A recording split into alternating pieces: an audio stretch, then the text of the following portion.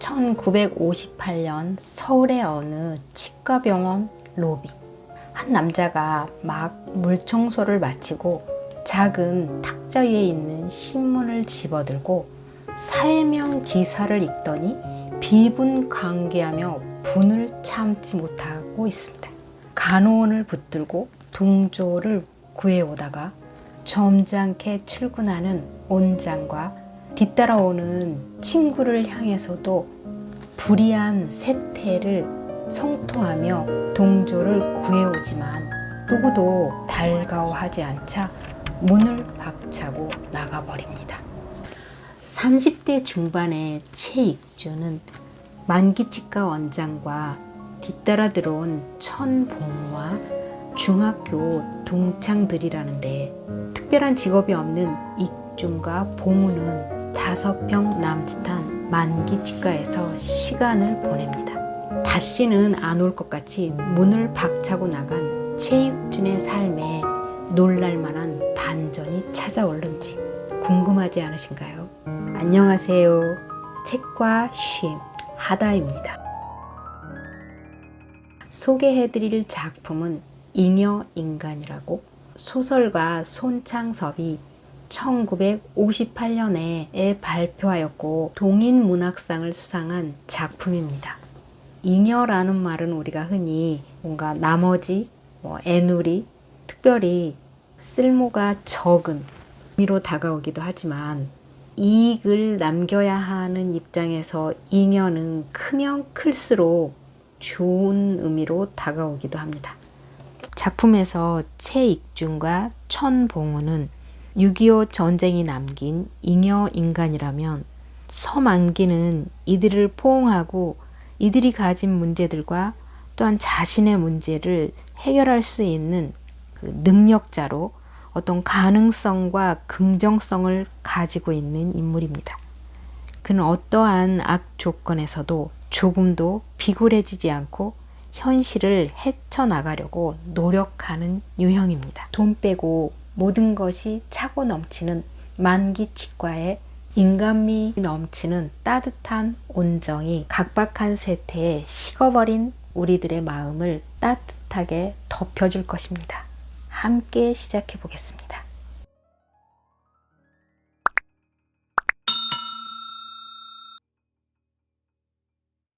만기 치과의원에는 원장인 서만기 씨와 간호원 홍인숙 양 외에도 거의 날마다 출근하다시피 하는 사람 둘이 있다. 그 한 사람은 비분관계파 최익준 씨요. 다른 한 사람은 시리의 인간 천봉우 씨다. 두 사람은 다 같이 서만기 원장의 중학교 동창이다. 그들은 도리어 원장보다도 먼저 나와서 대합실에 자리 잡고 신문을 읽고 있는 날도 있었다.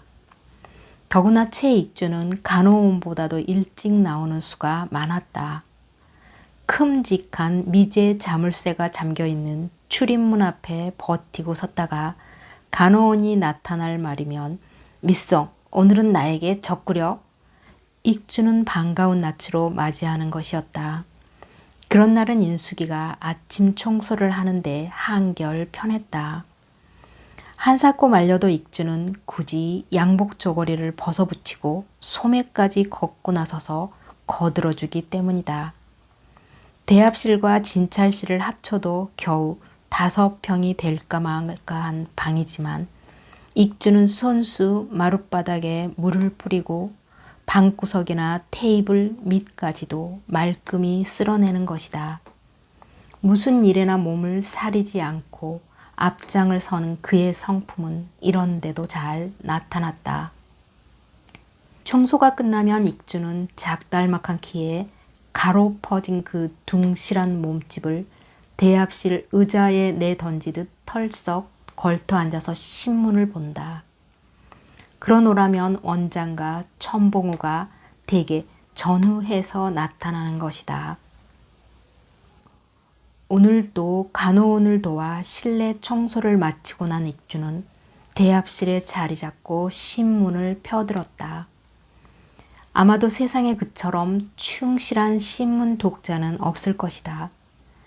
이 병원에서 구독하고 있는 두 종류의 신문을 그는 1시간 이상이나 시간을 소비해가며 첫 줄 첫자에서 끝줄 끝자까지 기사고 광고고 할 것 없이 하나도 빼지 않고 죄다 읽어버리는 것이다. 익주는 또한 그저 신문을 읽는 데만 그치지 않는다. 거기 보도된 기사 내용에 대해서 자기류의 엄격한 비판을 가할 것을 잊지 않는 것이다. 지금도 익주는 신문을 보다 말고 앞에 놓여있는 소형 탁자를 주먹으로 내리치며 격분하여 고함을 질렀다. 천하에 이런 죽일 놈들이 있어. 참지 못해 신문을 든 채 벌떡 일어섰다. 익주는 진찰실로 달려들어가서 그 신문지를 간호원의 턱 밑에 들이대며 미쏘 이걸 좀 봐요. 아니 이런 주리를 틀 놈들이 있어 글쎄. 눈을 부라리고 치를 부르르 떨었다. 신문 사회면에는 어느 제약회사에서 외국제 포장 갑을 대량으로 밀수입해다가 인체에 유해한 위조품을 넣어가지고 고급 외국 약으로 기만 매각하여 수천만 환에 달하는 부당이득을 취하였다는 기사가 크게 보도되어 있었다. 인숙이가 그 기사를 읽는 동안 익주는 분을 누르지 못해 진찰실과 대합실 사이를 왔다 갔다 하며 혼자 투덜거리었다. 이윽고 인숙에게서 신문지를 도로 받아든 익주는 그것을 돌돌 말아가지고 옆에 있는 의자를 한번 탁 치고 나서 그래, 미스 홍은 어떻게 생각해? 이놈들을 어떻게 처치했으면 속이 시원하겠느냐 말이오. 마치 따지고 들 듯 했다. 그야 뻔하죠 뭐. 의뢰 법에 의해서 적당히 처벌될 거 아니겠어요? 그러자 익주는 한층 더 분개해서 흡사 인숙이가 범인이기나 한 듯이 핏대를 세우고 대드는 것이었다. 뭐라고? 법에 의해서 적당히 처벌될 게라? 아니 그래 이따위 악질 도배들을 그 뜨끔미지근한 의법 처단으로 만족할 수 있단 말이오? 미스 홍은 그 정도로 만족할 수 있느냔 말이오? 무슨 소리오? 어림없어. 이런 놈들은 그저 대번에 모가지를 비틀어 버리고 말아야 돼. 아니 즉각 총살이다. 그저 당장에 빵빵 하고 쏴 죽여버리고 말아야 돼. 그러고도 모가지를 베어서 옛날처럼 내거리에 효수를 해야 돼요. 극형에 처해야 마땅하단 말이오. 어머 선생님도 원 끔찍스레 그렇게까지 할 게 뭐예요. 끔찍하다. 아 그럼 그놈들을 몇만 한의 벌금이다. 몇 년 징역이다. 하고 감방 속에 피신시켜 놓고 잘 처먹고 낮잠이나 자게 하다가 세상에 도로 내놔야 옳단 말이오. 익주는 잠시 인숙을 노려보듯 하다가 이거 봐요 미송. 우리가 누구 때문에 이렇게 못 사는지를 알아? 우리나라가 누구 때문에 이렇게 피폐해 가는지 알아? 모두가 이따위 악당들 때문이요. 이거 봐요. 그런 놈들은 말이야 이완영이나 마찬가지 역적이요. 나라야 망하든 말든 동포들이야 가짜 약을 사쓰고 죽든 말든 내 배때기만 불리면 그만이구나 생각하는 그딴 놈들은 살인 강도 이상의 악질범이요. 그런 놈들을 극형에 처하지 않으니까 유사한 사건이 꼬리를 물고 발생한단 말이오. 난 그놈들의 뼈를 갈아 마셔도 시원치 않겠어. 천하에 죽일 놈들 같으니. 내뱉듯하고 비참한 표정을 짓는 것이었다. 그가 나머지 기사를 죄다 주워 읽고 차츰 흥분도 가라앉았을 쯤해서야 이 병원의 주인이 나타났다. 서만기 원장은 언제나처럼 부드러운 미소를 보이며 가방을 들고 문 안에 들어선 것이다. 어서 나오게. 익주는 늘 하는 식으로 인사를 건네고 나서 만기가 흰 가운을 걸치고 자리에 앉기가 바쁘게 여보게 만기, 아, 세상에 이런 날도둑 놈들이 있나? 그렇게 개탄하고 신문을 펴들고 만기 곁으로 가 앉는 익준의 얼굴은 흥분으로 도로 붉어지기 시작했다. 만기는 여전히 품이 있는 미소를 머금은 채 그러지 않아도 집에서 신문을 보고 자네가 또 몹시 격분했으리라 짐작했네. 그러면서 담배 케이스를 열고 먼저 익준에게 권하였다. 권하는 대로 익준은 손을 내밀어서 한 대 뽑아들었다. 이게 나 혼자만 격분할 일인가? 그럼 자네나 딴 사람들은 심상하다 그 말인가? 아니지. 남달리 정의감과 의분이 강한 자네니까 나보다 몇 배 격분하지 않을 수 없으리란 말일세. 그렇지만 혼자 흥분해서 펄펄 뛰면 또 뭘 하나. 만기도 탄식하듯 하였다. 둘이는 담배에 불을 붙여 물었다. 정의감의 강약이 문제인가 이 사람아. 그래 이런 극악무도한 놈들을 보고 가만하고 있을 수 있겠나. 가슴속에서 불덩이가 치미는데 잠잡고 있을 수 있느냐 말이야. 익주는 만기가 함께 흥분해주지 않는 것이 불만인 모양이었다. 그때 마침 봉우가 기척도 없이 슬그머니 문 안에 들어섰다. 언제나 다름없이 수면 부적이 느껴지는 떨떠름한 얼굴이다. 그는 먼저 인숙이 쪽을 바라보고 다음에 만기와 익준을 번갈아 보면서 멋쩍게 씩 하고 웃었다. 그러고는 거의 자기 자리로 정해진 대합실 소파의 맨 구석자리에 조심히 걸터 앉았다. 그러자 자기의 흥분을 같이 나눠줄 사람이 나타났다는 듯이 익주는 탁자 위에 놓았던 신문을 집어서 봉우 문 앞에 바로 가져다 댔다. 봉우 이거 봐. 글쎄 이런 능지처참할 놈이 있느냐 말이야. 익주는 핏대를 세우며 다시 흥분하기 시작했다. 봉우는 선잠을 깬 사람처럼 어릿어릿한 표정으로 익준을 쳐다보았다. 희미하게 웃었다. 그리고 흥미 없이 신문을 받아들었다. 뭐 말이야? 뭐 말이냐가 뭐야 이 빙충이 같은 녀석. 아 그래 자네 눈깔엔 이게 안 변단 말이야. 화가 동해서 견딜 수 없다는 듯이 익주는 손가락 끝으로 톱 기사의 주먹 같은 활자를 찔렀다. 봉우는 강요당하듯이 제목을 입속말로 읽었다. 내용은 마지막에 두어 줄 읽다가 말았다. 이어 딴 제목들을 대강 훑어보고 나서 봉우는 도로 신문을 집어서 탁자 위에 얹었다. 그러더니 만기와 익준을 번갈아 쳐다보고 웃으려다가 말았다. 익준은 더 참을 수 없다는 듯이 고함을 질렀다. 왜 아무 말이 없는 거야? 봉우는 동정을 구하듯 하는 눈동자로 만기와 익준을 번갈아 보았다. 임마, 그래도 넌 아무렇지도 않단 말이야. 눈 뜬 채 코를 베어 먹히고도 심상하단 말이야? 누가 코를 베어 먹혔대? 난 잘 안 봤어. 봉우는 얼른 신문을 다시 집어들었다. 그러자 익주는 그 신문지를 획 낚아채서는 탁자 위에다 힘껏 내동댕이를 치고 나서 이런 쓸개 빠진 녀석. 에이, 난 다시 자네들과 얘기 안 내. 우쭐해가지고 획 돌아서더니 대바람에 문을 차고 나가버렸다.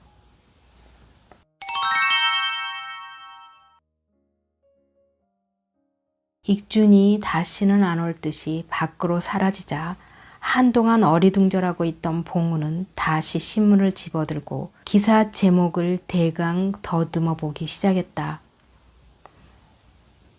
봉우는 언제나 그랬다.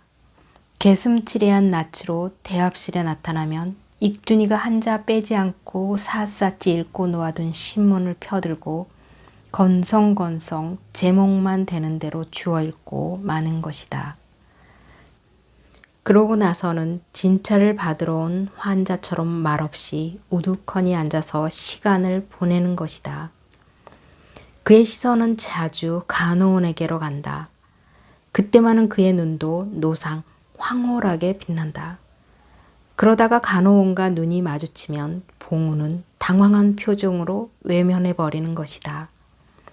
빼빼 말라붙은 몸집에 키만 멀쑥하게 큰 그는 언제나 말이 적고 그림자처럼 조용하다.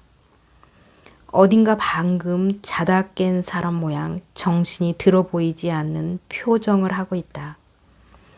하기는 그는 대합실 구석자리에 앉은 채 곧잘 낮잠을 즐긴다.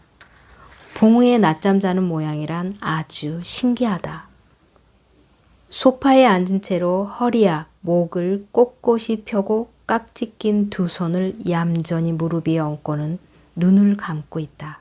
그러고 자는 것이다. 그는 밤에 집에서 잘 때도 자세를 헝클어뜨리지 않는다고 한다.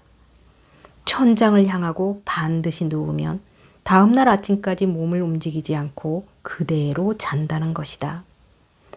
그러한 봉우는 언제나 수면 부족을 느끼고 있다고 한다. 전차나 버스를 타도 자리를 잡고 앉기만 하면 그는 을에 잠이 들어버린다. 그렇지만 자다가도 그는 자기가 내릴 정류장을 지나쳐버리는 일이 없다. 자면서도 그는 차장의 고함 소리를 꿈속에서처럼 어렴풋이 듣고 있기 때문이다. 밤에 집에서 잘 때에도 그렇다. 자는 동안에도 그는 주위에서 일어나는 소리를 다 들을 수 있다. 제깍제깍 시계 돌아가는 소리, 천장이나 부엌에 쥐 다니는 소리, 아내나 아이들의 잠꼬대며 바깥의 바람 소리까지도 들으면서 잔다. 말하자면 봉우는 오관중 다른 감각기관은 다 자면서도 청각만은 늘 깨어있는 셈이다. 그러니까 자연 깊은 잠을 이루지 못한다. 그렇게 된 연휴를 그는 6.25 사변으로 돌리는 것이다. 피난 나갈 기회를 놓치고 적지 3개월을 꼬박 서울에 숨어 지낸 봉우는 빨갱이와 공습에 대한 공포감 때문에 잠시도 마음 놓고 깊이 잠들어 본 적이 없다고 한다. 밤이나 낮이나 24시간 조금도 긴장을 완전히 풀어본 일이 없다는 것이다. 그처럼 불안한 긴장 상태가 어느덧 고질화되어 오늘날까지도 지속되고 있다는 것이다. 그러기에 꼬집어 말하면 그는 자면서도 깨어있고 깨어있으면서도 자고 있는 상태인 것이다. 까닭에 그는 밤낮 없이 자면서도 항시 수면 부족을 느끼지 않을 수 없는 모양이다. 그것은 단지 육체적으로 오는 증상이라기보다는 더 많이 정신적인 데서 결과하는 심리적 현상인 것이다. 이러한 봉우는 자연 무슨 일에나 깊은 관심과 정열을 기울이지 못하는 것이었다. 중학 시절에는 그토록 재기발랄하고 야심가였던 그가 일단 현실 사회에 몸을 담그고 부대끼기 시작하면서부터 차츰 무슨 일에나 시들해지기 시작하더니 전란통의 양친과 형제를 잃고 난 다음부터는 영 딴 사람처럼 인간 만사에 흥미를 잃은 사람이 되어버리고 말았다. 심지어 그는 자기 아내에게까지 남편다운 관심과 구실을 다하지 못하고 있는 것이다. 한 달이면 절반은 사업을 합내 혹은 친정에 가인 습내하고 집을 비우기가 일수인 봉우 아내는 여러 가지 불미한 소문을 퍼뜨리고 다니었다. 그 여자는 본시 평판이 좋지 못하였다. 봉우와 결혼한 지 8달 만에 낳은 첫 아기가 봉우의 친자식이 아니라는 것은 가까운 사람들은 다 알고 있는 사실이었다. 둘째 아이 역시 누구의 씨인지 알 게 뭐냐고 봉우 자신이 신용을 하려 들지 않았다. 그러면서도 둘이 헤어지지 않고 지내는 것이 이상한 일이었다. 그러나 거기에는 그럴 만한 이유가 있으리라고 만기는 생각하는 것이다. 이를테면 활동의욕과 생활력을 완전히 상실하다시피 한 봉우는 아내의 부양에 의존하는 수밖에 없었고, 경제활동이 비범한 봉우처는 무슨 짓을 하며 나가 돌아다녀도 말썽을 부리지 않으니 어쨌든 봉우가 편리한 남편이었는지도 모르는 것이다. 아무튼 봉우는 그만큼 가정에 대해서나 세상 일에 무관심한 인간이었다. 이상한 것은 그러면서도 단 한 가지, 간호원인 인숙양을 바라볼 때만은 잠에서 덜 깬 사람같이 언제나 개슴츠레하던 그의 눈이 깨어있는 사람의 눈답게 빛나는 것이었다. 봉우는 인숙을 사랑하고 있는 성 싶었다. 그러고 보면 봉우가 날마다 이 병원 대합실을 찾아와서 시간을 보내는 것은 오로지 인숙을 보기 위해서인지도 모른다. 그것은 그의 다음과 같은 거동으로서 짐작할 수 있는 일이었다. 퇴근 시간이 되어 만기와 인숙이가 병원 문을 잠그고 한 길로 나서면 물론 봉우도 그림자처럼 따라 나선다. 그러면 인숙은 만기와 봉우에게 인사를 남기고 헤어져 전차 정류장 쪽으로 간다. 거기서 인숙이가 전차를 기다리다 보면 어느새 봉우가 옆에 척 따라와 서 있는 것이다. 엄마, 선생님 어디 가세요? 인숙이가 의외란 듯이 물으면 봉우는 아이들 모양 손을 들어 한 방향을 가리키며 저기 좀. 그러고는 자기도 같이 전차를 기다리는 것이다. 인숙이가 전차를 타면 얼른 봉우도 따라오른다. 전차 안에서도 봉우는 별로 말이 없이 인숙이 곁에 서 있다가 인숙이가 내리면 그도 따라 내리는 것이다. 인숙은 한참 앞서 걷다가 자기 집 골목 어귀에 이르러 걸음을 멈추고 그럼 안녕히 다녀가셔요. 머리를 숙이고 나서 인숙이가 빠른 걸음으로 골목길을 걸어 들어가면 봉우는 처량한 표정을 하고 서서 인숙의 뒷모습을 지켜보다가 보이지 않게 되어서야 풀이 죽어서 발길을 돌이키는 것이다. 봉우는 거의 매일 그러하였다. 어떤 기회에 인숙에게서 우연히 그 얘기를 들었을 때 만기는 단순히 웃어버릴 수만은 없었던 것이다.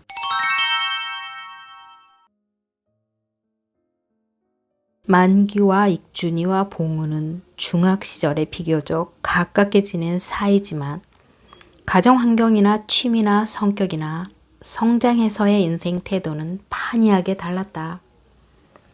만기는 좀처럼 흥분하거나 격하지 않는 인물이었다. 그렇다고 활동적인 타입도 아니지만 봉우처럼 유약한 존재는 물론 아니었다. 반대로 외유내강한 사내였다. 자기의 분수를 알고 함부로 부딪히지도 않고 꺾이지도 않고 자기의 능력과 노력과 성의로서 차근차근 자기의 길을 뚫고 나가는 사람이었다. 아무리 놀라운 일에 부딪히거나 비위에 거슬리는 사람을 대해서도 도리어 반감을 느낄 만큼 그는 침착하고 기품 있는 태도를 잃지 않는다. 그것은 본시 천성의 탓이라고도 하겠지만 한편 그의 풍부한 교양의 힘이 뒷받침해주는 일이기도 하였다. 문벌 있는 가문에 태어나서 화초 가꾸듯 정성 어린 어른들의 손에서 구김살 없이 곱게 자라난 만기는 예의 범절이 자연스럽게 몸에 배어있을 뿐 아니라 미술, 음악, 문학을 비롯해서 무용, 스포츠, 영화에 이르기까지 깊은 이해와 고급한 감상안을 갖추고 있었다. 크레졸 냄새만을 인생의 유일한 권위로 믿고 있는 그런 부류의 의사와는 달랐다. 게다가 만기는 서양 사람처럼 후리후리한 키와 알맞은 몸집에 귀공자다운 해사한 면모를 빛내고 있었다. 또한 넓고 반듯한 이마와 맑고 잔잔한 눈은 그의 총명성과 기품을 설명해주고 있었다. 누구를 대해서나 입을 열 때는 기사가 바둑돌을 적소에 골라놓듯이 정확하고 기품 있는 말 한마디 한마디 신중히 골랐었다. 언제나 부드러운 미소와 침착한 언동으로 남에게 친절히 대할 것을 잊지 않았다. 좋은 의미에서 그는 영국풍의 신사였다. 자연 많은 사람 틈에 섞이면 군계 일학격으로 그의 품격은 더욱 두드러져 보였다. 그는 한편 같은 치과 의사들 가운데서도 기술이 출중한 편이었다. 그러면서도 현재는 근방에 있는 딴 치과에 많은 손님을 뺏기고 있는 형편이었다.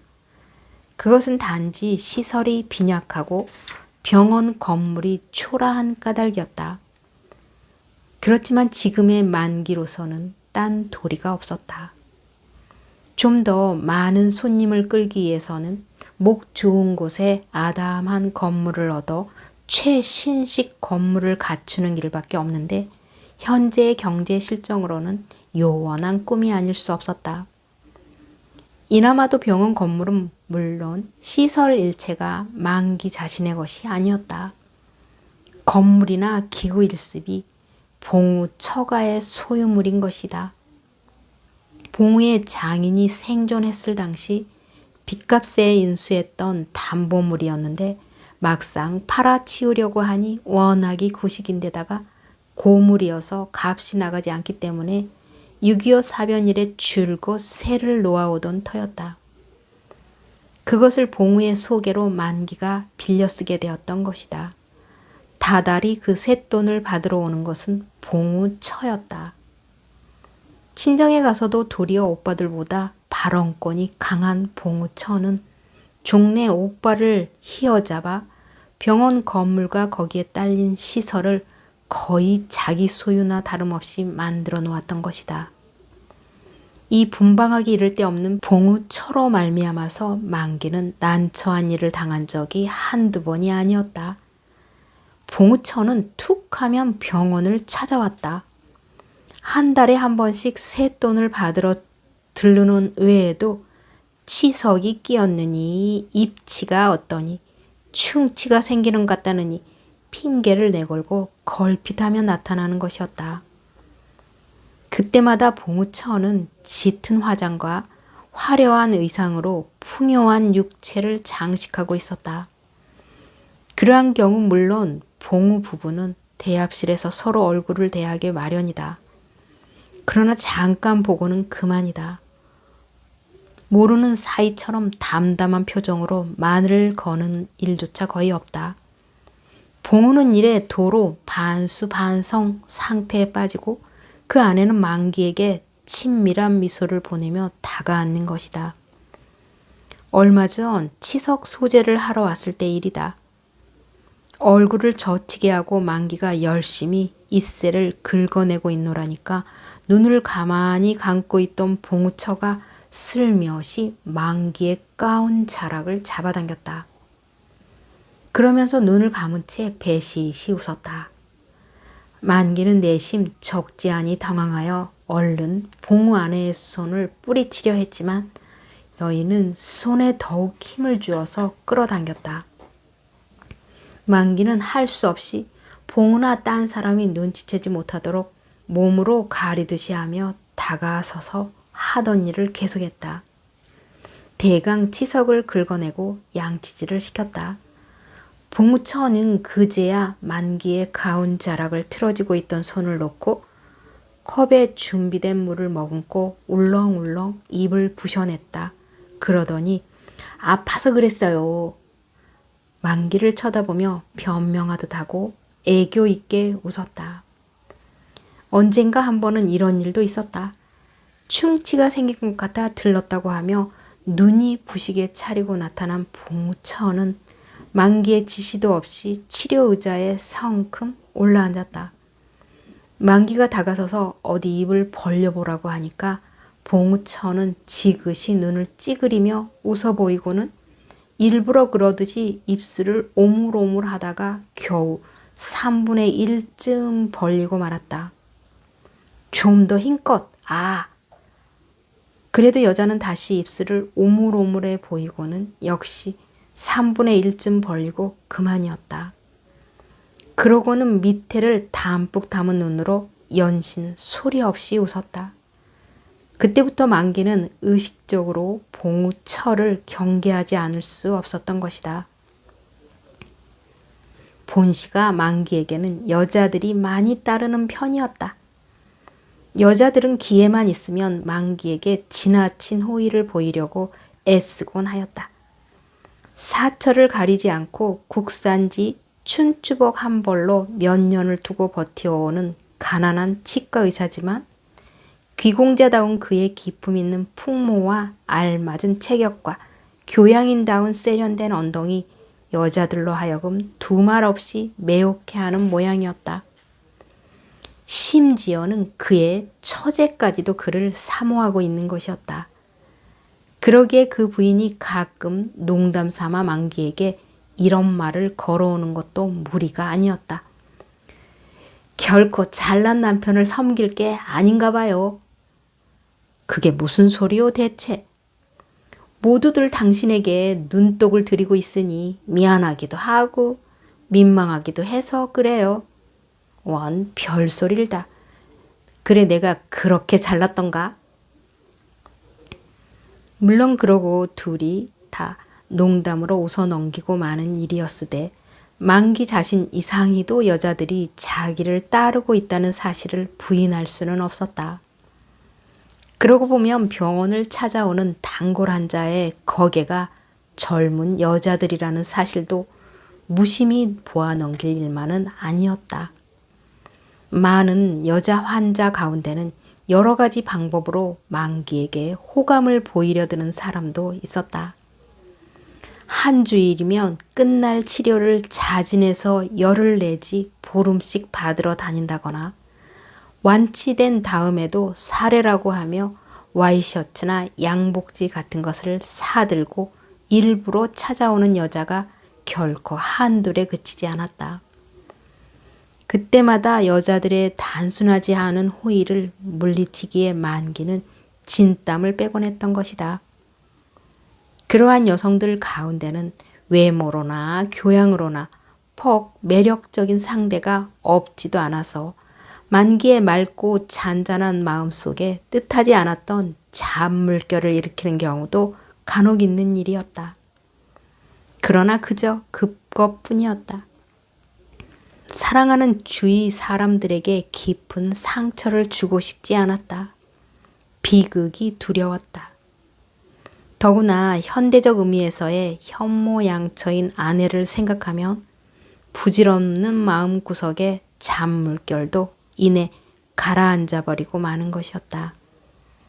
10년 가까이나 가난한 살림에 들볶이면서도 한결같이 변함없는 애정과 신뢰로서 남편을 섬기었고 심혈을 쏟아 어린 것들을 보살펴오는 아내의 쪼들린 모습을 눈앞에 그려볼 때 만기는 꿈에라도 딴 생각을 품어볼 수가 없었다. 그러기에 아름다운 여성 환자의 지나친 호의를 물리친 날이면 만기는 의례 아내가 좋아하는 물건을 무엇이고 사들고 돌아가는 편이었다. 신혼 때나 다름없이 지금도 대문께까지 달려나와 남편을 맞아들이는 아내에게 사갖고 온 물건을 들려주고 나서 까칠해진 아내의 손을 꼭 쥐어주며 고생시켜 미안하오 혹은 나이 들며 더 예뻐지는구려 그러고는 봄볕처럼 다사로운 미소를 아내 얼굴에 부어주는 만기였다.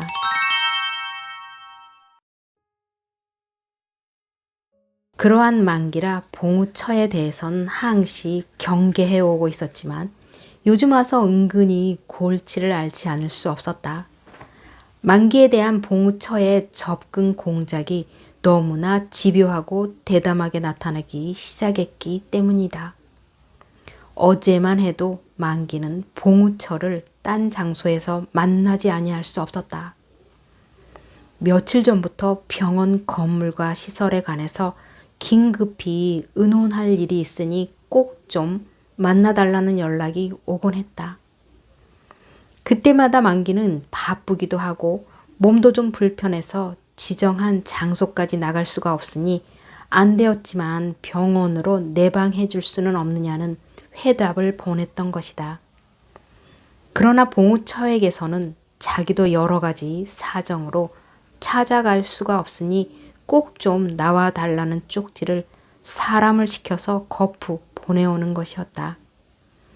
어제는 마침내 자기와의 면담을 고의적으로 회피하는 것은 결국 자기를 공공연히 모욕하는 행위라는 이협조의 연락이 왔던 것이다. 그래서 만기는 할 수 없이 퇴근하는 길로 지정한 다방에 봉우처를 만나러 갔던 것이다.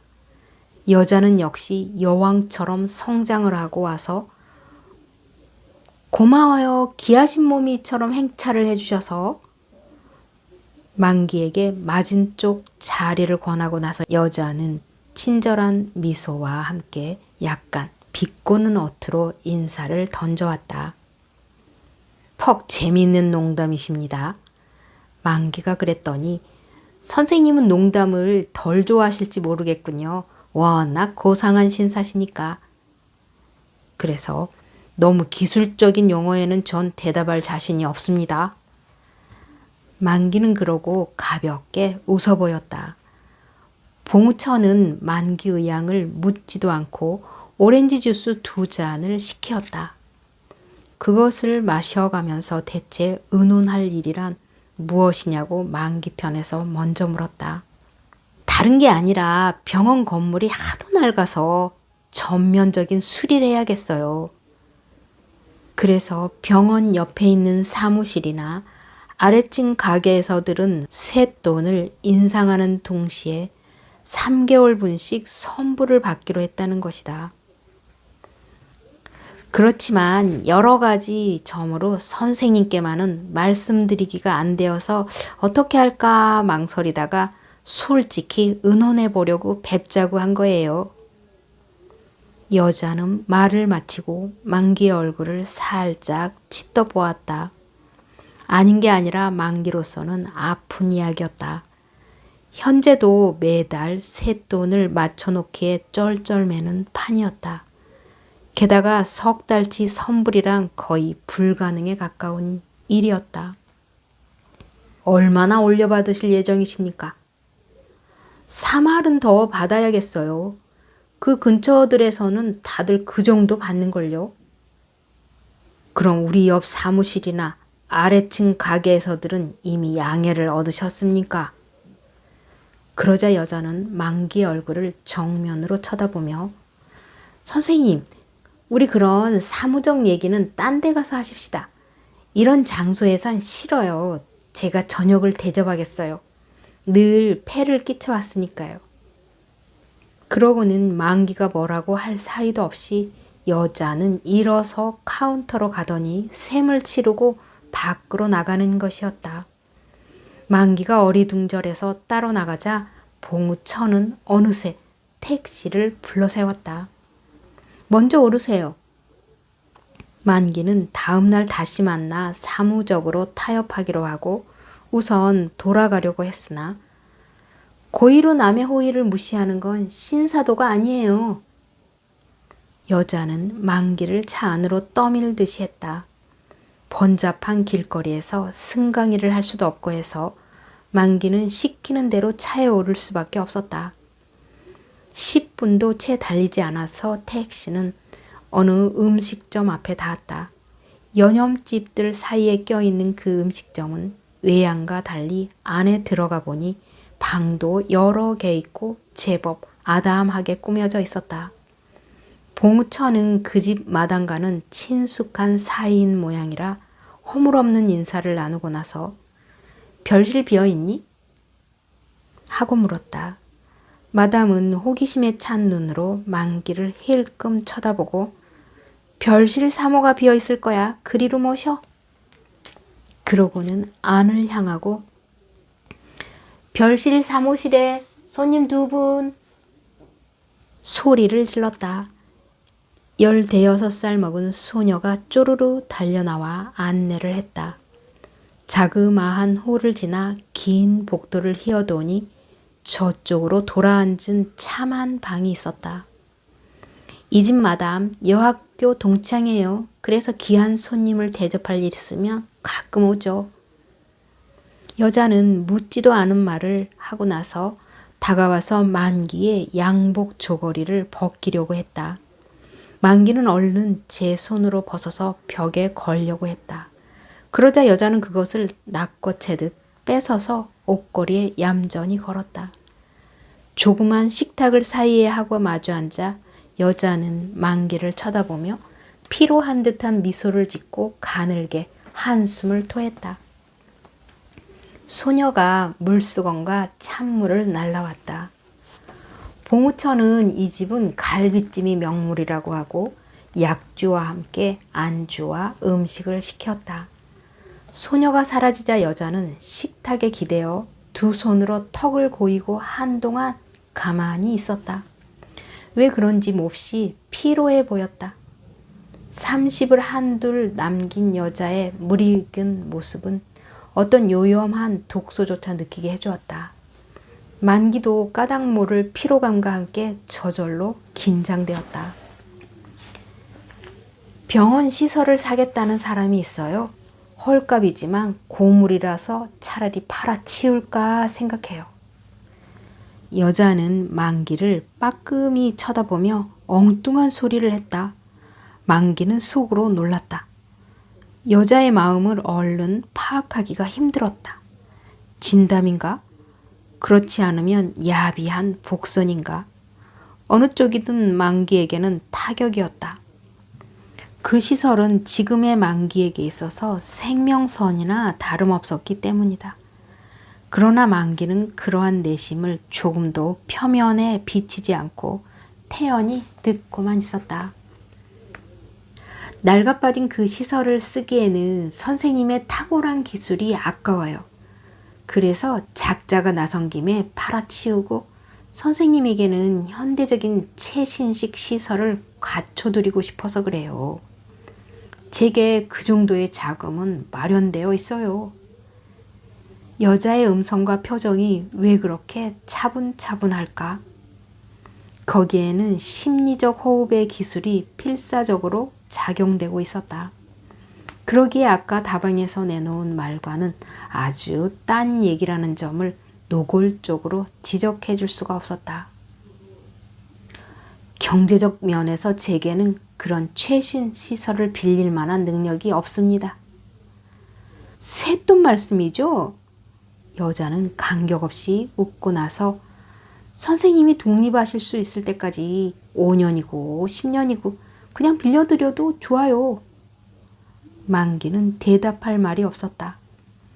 상대편에서 이렇게 자꾸 엉뚱하게만 나오니 더욱 조심될 뿐이었다. 이상하게 생각하실 건 없어요. 이왕 놀고 있는 돈이 있으니까 제가 존경하고 있는 선생님에게 조금이라도 편리를 봐드리고 싶은 것 뿐이에요. 순간 여자의 표정이 놀랄 만큼 진지한 빛으로 변했다. 만기는 봉우처의 이러한 얼굴을 본 일이 없었다. 마침 주문한 음식이 들어오기 시작했다. 식사를 하는 동안 봉우처는 소매를 걷고 마치 남편에게 하듯 잔시중까지 들었다. 만길은 음식을 먹으면서도 마음이 조마조마했다. 아무래도 심상찮은 예감이 들었기 때문이다. 만기의 그러한 예감은 마침내 적중하고야 말았다. 식사가 거의 끝나갈 무렵 봉우처는 상 밑에서 한쪽 발을 슬며시 만기 무릎 위에 얹었다. 그러고는 지그시 힘을 주며 요염한 웃음을 쏟았다. 그 눈이 불같았다. 만기는 꽤 당황했지만 시선을 피하며 슬그머니 물러앉았다. 여자는 발끝으로 움츠리는 만기의 무릎을 쿡 찌르고 어깨를 으쓱해 보였다. 이미 전기가 들어와 있었다. 잠시 멋쩍게 앉아서 먹다 남은 음식들에 공연히 젓가락질을 하다 말고 여자는 갑자기 자리를 떠서 밖으로 나가버렸다. 한참 동안 여자는 돌아오지 않았다. 만기는 어지간히 불쾌하고 불안한 생각에 앉았다 섰다 하며 마음의 자세를 가다듬었다. 10분 이상 지나서야 여자는 돌아왔다. 대번 알아보게 얼굴에는 주기가 돌았다. 여자는 방 안에 들어서면서 안으로 문고리를 잠갔다. 찰그락 하는 소리가 이상하게 도전적이었다. 여자는 다시 창문에 커튼까지 내리고 자리에 가 앉았다. 초가을 저녁 무렵이지만 밀폐되다시피 한 실내는 한증 속처럼 더웠다. 여자는 술잔을 들어 만기 앞으로 내밀며 따라주세요. 명령 쪼였다. 원래 만기는 한두 잔밖에 못하기 때문에 주전자에는 술이 거의 그대로 남아 있었다. 만기는 한 손으로 주전자 뚜껑을 누르고 이제 그만 돌아가실까요? 오늘은 정말 오래간만에 보시겠습니다. 달래듯 했다. 내버려 두세요. 거룩하신 선생님 눈엔 제가 사람같이 안 보일 테니까요. 여자는 무리하게 주전자를 뺏어서 자기 손으로 따라 마셨다. 안주도 안 먹고 물 마시듯 했다. 만기는 겁이 났다. 이 이상 취하면 어떤 추태를 부릴지도 모른다. 버려둘 수가 없었다. 만기는 간신히 술주전자를 빼서 감추었다. 그러자 여자는 그것을 도로 뺏으려고 덤벼들었다. 앉은 채 잠시 붙잡고 돌아갔다. 주전자를 떨어뜨려서 술이 엎질러졌다. 여자는 그것을 훔칠 생각도 않고 만기 무릎 위에 쓰러지듯 푹 엎어져 버리고 말았다. 골세님. 여자는 어린애처럼 어깨를 추며 울기 시작했다.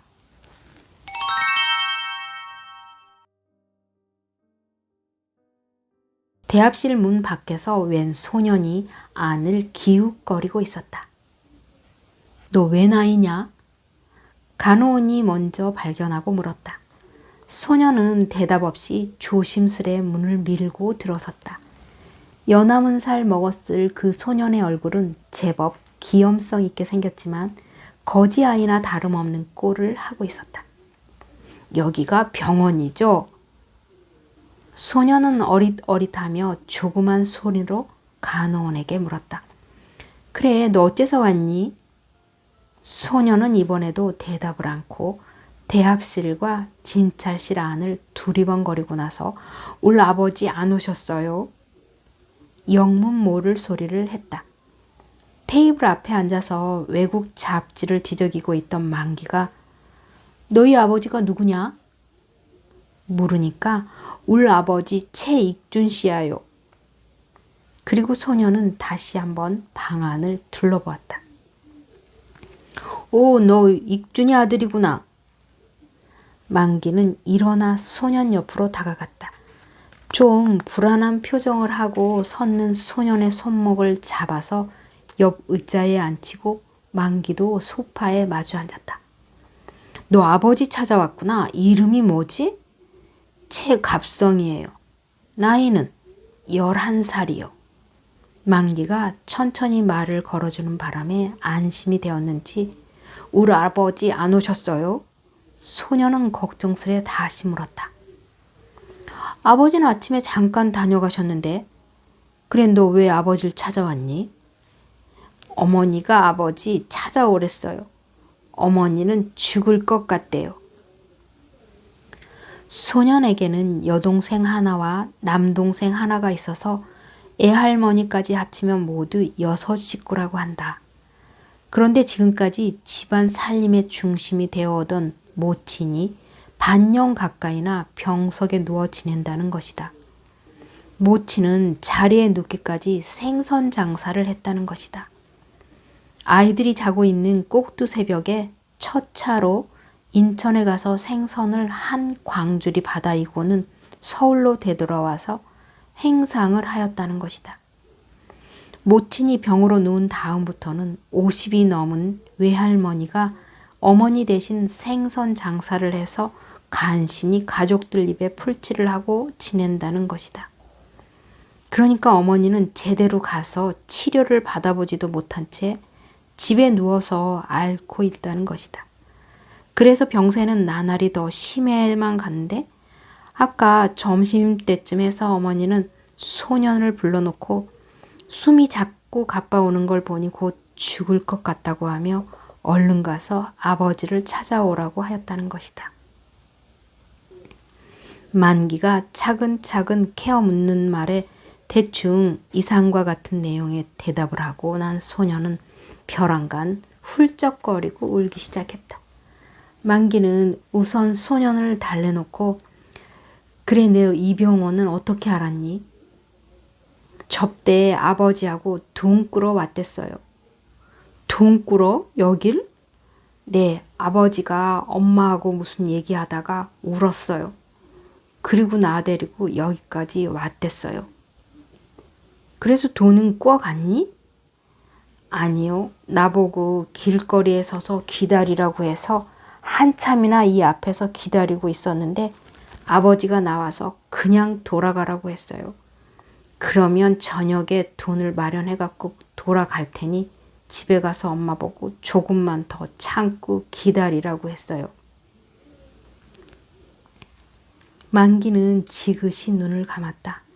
마음이 복잡하거나 괴로울 때 하는 버릇이었다. 옷이라고는 언제나 탈색한 사지 군복 바지에 태색한 해군 작업복 상의만을 걸치고 다니는 초라한 익준의 몰골이 감은 눈앞을 스치고 지나갔다.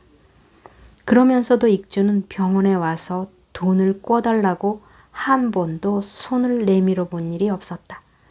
뿐만 아니라 그는 단 한마디도 딱한 집안 사정을 입 밖에 비춰본 일조차 없었다. 만기도 그의 가정 형편이 그렇게까지 말이 아닌 줄은 모르고 있었다. 너 몇 학년이니? 학교 그만뒀어요. 그럼 놀고 있어? 신문 장사해요. 만기는 그런 말까지 캐물은 것을 도리어 후회했다. 그는 소년을 위로해서 돌려보내고 나서도 마음이 무거웠다. 남의 일 같지 않았다. 남의 시설을 빌려서나마 개업을 하고 있다고는 하지만 만기 자신도 생활에는 극도로 시달리고 있었기 때문이다. 자그마치 10식구에 버는 사람이라곤 만기뿐이니 당할 도리가 없었다. 대가족이 먹고 입는 일만도 숨이 가쁠 지경인데 동생들의 학비까지 당해내야만 했다. 대학이 하나, 고등학교가 둘, 거기에 초등학교 다니는 자기 장남까지 합친다면 그야말로 무서운 지출이었다. 피를 짜내듯 해서 거의 기적적으로 감당해오고 있었다. 그 밖에 늙은 장모와 어린 처남 처제들만이 아득바득하고 있는 처가에도 다달이 쌀말 값이라도 보태주지 않아서는 안 되었다. 하기는 그런대로 개업을 하고 있는 만기에게는 다소라도 수입이 있었다. 그러나 동란일에 직업을 갖지 못하고 있는 익준네 생활이 그만큼이라도 지탱되어 왔다는 것은 한편 수수께끼 같은 일이기도 했다. 익준은 취직을 단념하고 있었다. 매정 때에 겨우 중학을 나왔을 뿐 특수한 기술도 빽도 없는 데다가 나이마저 30고개를 반이나 넘어서고 보니 취직이란 말 그대로 별따기였다. 게다가 남달리 정의감과 결벽성이 세기 때문에 사소한 부정이나 불의를 보고도 참지 못하는 그는 설사 어떤 직장이 얻어 걸렸다 해도 오래 붙어 있지 못했을 것이다. 사변 전에도 직장다운 직장을 오래 가져보지 못했던 것은 오로지 그러한 그의 성격 탓이었다.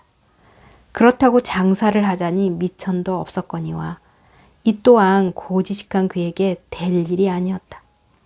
언젠가는 생각다 못해 노동판에도 섞여 보았다. 그 역시 해보지 않던 일이라 한 몫을 감당할 수도 없었거니와 사무실에서 인부들의 임금을 속여 먹는 줄 알게 되자 대뜸 쫓아가서 시비 끝에 주먹 다짐까지 벌어졌던 것이다. 그러기에 최근 1년 동안은 양심적이고 동지적인 자본주를 얻어 먹고 살 수도 있고 동시에 국가 사회에도 이익될 수 있는 사업을 스스로 일으켜야 하겠다고 하며 그는 날마다 거리를 휘젓고 다녔다. 그가 말하는 국가 사회에도 보익하며 먹고 살 수도 있는 사업이란 한국에 와 있는 외국인 상대의 일용 잡화 및 식료품 상해였다. 그의 친지 가운데 외국인 선교사들과 교섭이 잦은 기독교인이 있었다.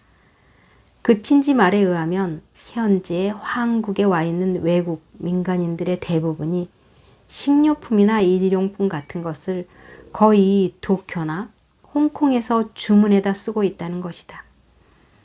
그것은 외국인 자신들에게 있어서도 시간적으로나 경제적으로 상당한 손실일 뿐 아니라 불편하기 이를 데 없는 일이지만 한국 상인의 물품은 그 가격이나 질에 있어서 도무지 신용할 수가 없으니 부득이한 일이라는 것이다.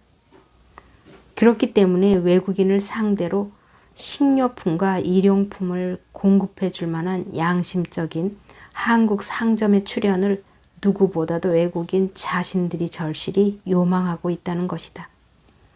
친지에게서 그 말을 들은 익주는 단박 얼굴이 벌개가지고 병원으로 달려와서 이게 얼마나 수치스럽고 손실을 자초하는 일이냐고 탄식했던 것이다. 그런지 며칠 뒤부터 익주는 자기 자신이 양심적인 출자자를 구해서 외국인 상대의 점포를 자기가 직접 경영해 보겠다고 서두르며 싸돌아다녔다.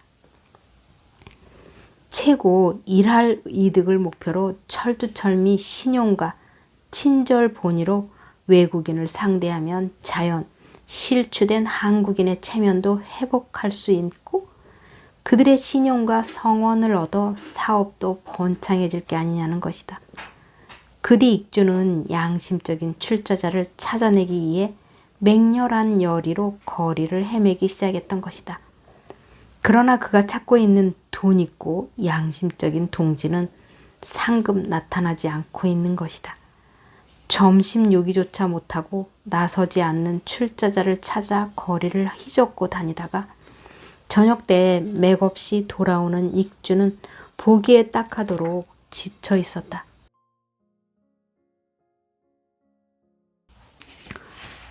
쓰러지듯 대합실 소파에 덜썩 주저앉아 버린 그는 비참한 표정으로 세상을 개탄하는 것이다. 친구의 소개로 돈푼이나 있다는 사람을 만나 얘기를 비추어 보았더니 지금 세상에 일할 장사를 위해 돈 내놓을 실업의 아들이 어디 있겠느냐고 영 상대도 않더라는 것이다. 그러면서 한다는 소리가 양키 상대라면 한두 번의 팔자를 고칠 구멍을 뚫어야지 제정신 가지고 금리도 안 되는 미친 짓을 누가 하겠느냐고 핀잔을 주더라는 것이다. 그러니 세상 사람이 모두 도둑놈이 아니냐고 외쳤다. 사리사욕을 위해서는 남을 속이거나 망치는 일쯤 당연하다고 생각할 판이니 도대체 이놈의 세상이 끝장에 가서는 어떻게 되겠느냐고 익주는 비분 관계를 금하지 못하는 것이었다.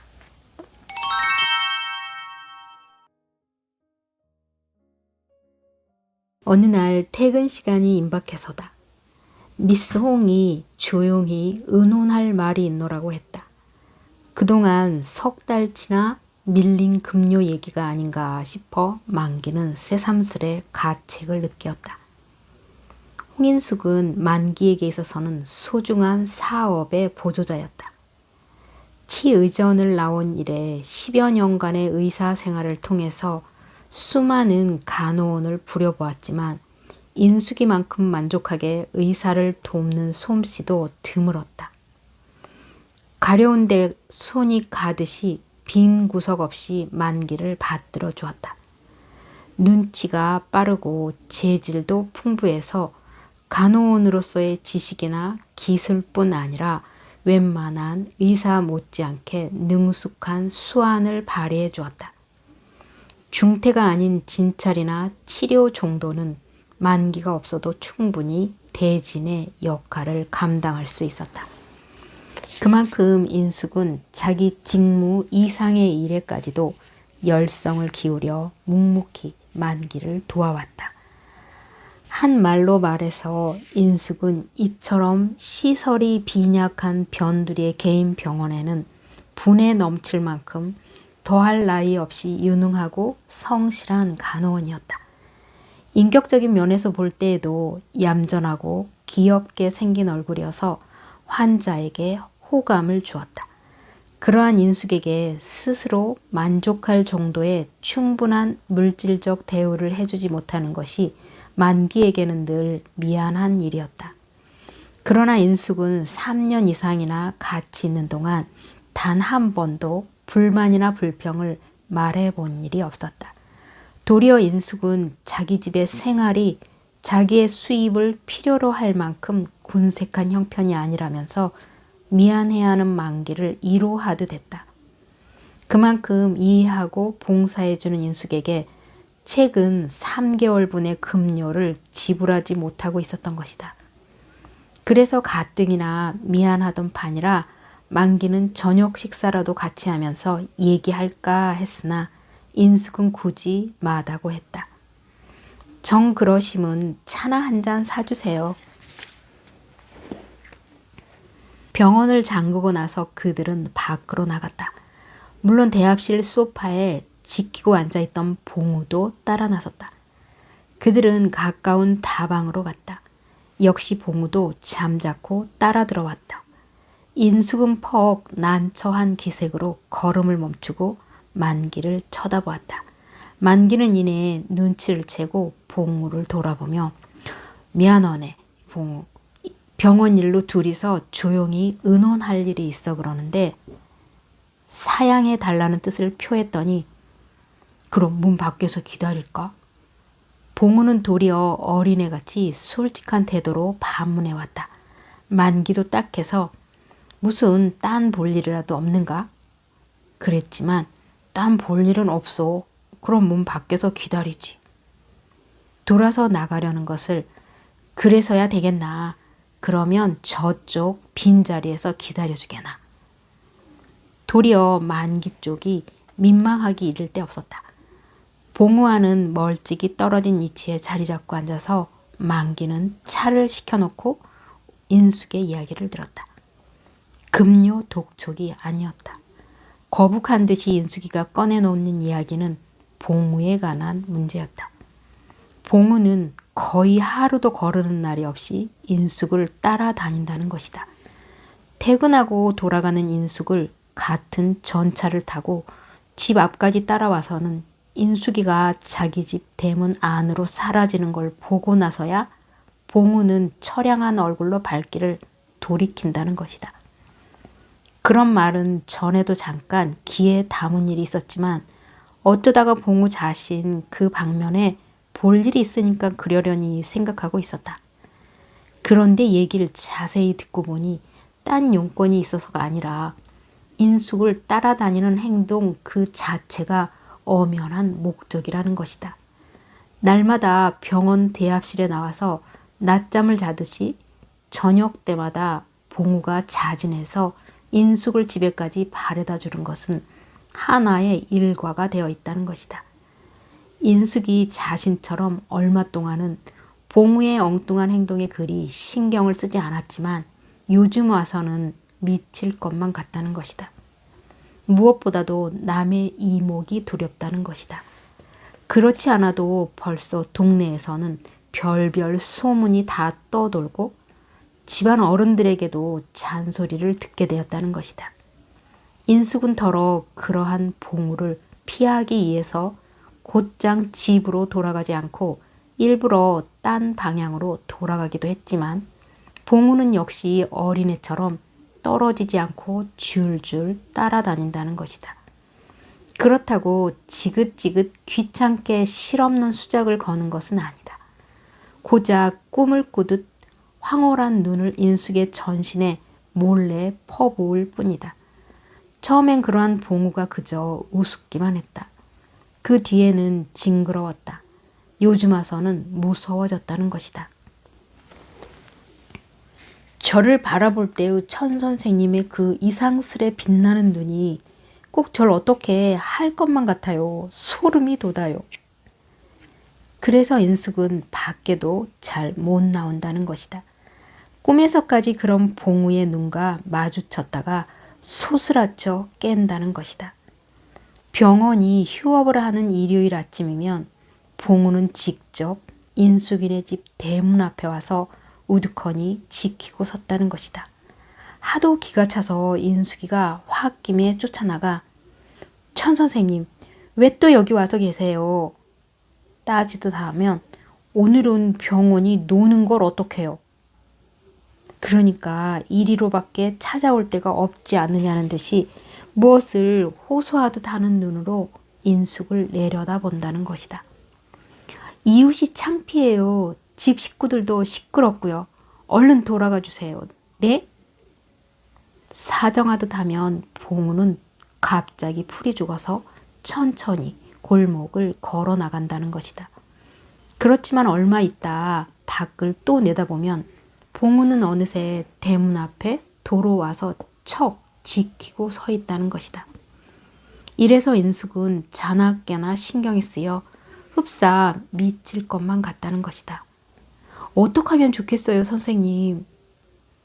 말을 마치고 만기를 쳐다보는 인숙의 귀여운 얼굴이 아닌 게 아니라 이제 보니 헬쓱하게 좀 파리해 있었다. 천 선생은 가정으로나 사회적으로나 퍽 불행한 사람이요. 만기는 호젓한 말씨로 그렇게 대신 변명하듯 했다. 저도 대강은 짐작하고 있어요. 또한 본래 바탕이 너무나 선량한 사람이요. 중학 때부터 남에게 이용이나 당하고 피해나 있었지 전혀 남을 해칠 줄은 모르는 사람이었어. 그러니까 미스 홍도 천 선생에게 악이나 증오감을 품고 대하지 말아요. 저도 알아요. 그러니까 여태 참고 지내다 선생님께 의논하는 게 아니에요. 천 선생은 분명히 미스 홍을 사랑하고 있나 보. 그러나 사랑을 노골적으로 고백할 수 있으리만큼 천 선생은 당돌하지 못한 사람이요. 그만큼 인간의 자격에 자신을 잃고 있는 분이지. 그러면서도 미스 홍을 떠나서는 못 살겠는 모양이요. 잠시도 미스 홍을 안 보고는 못 빼겠는 모양이란 말이요. 불쾌하고 불안하고 난처한 처지는 알 수 있어만 조금 더 참고 지내요. 적당한 기회에 내가 천 선생하고 조용히 얘기를 해볼 테니.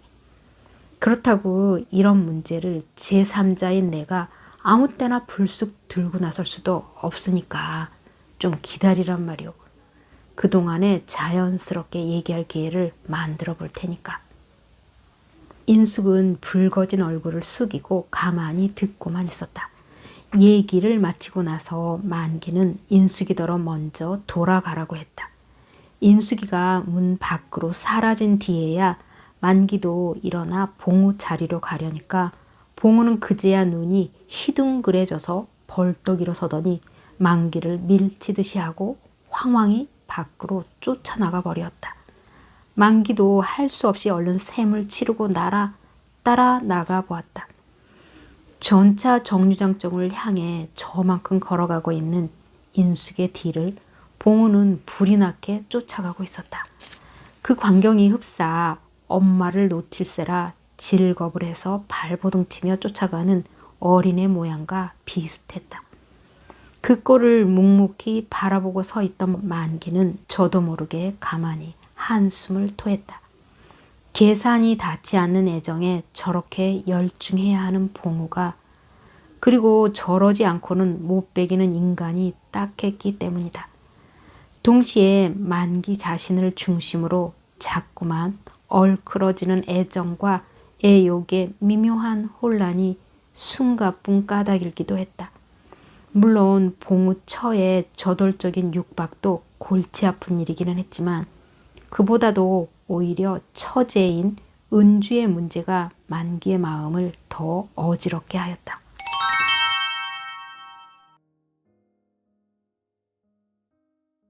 은주는 어머니를 모시고 밑으로 어린 두 동생을 거느리고 어느 관청에 사무원으로 나가고 있었다.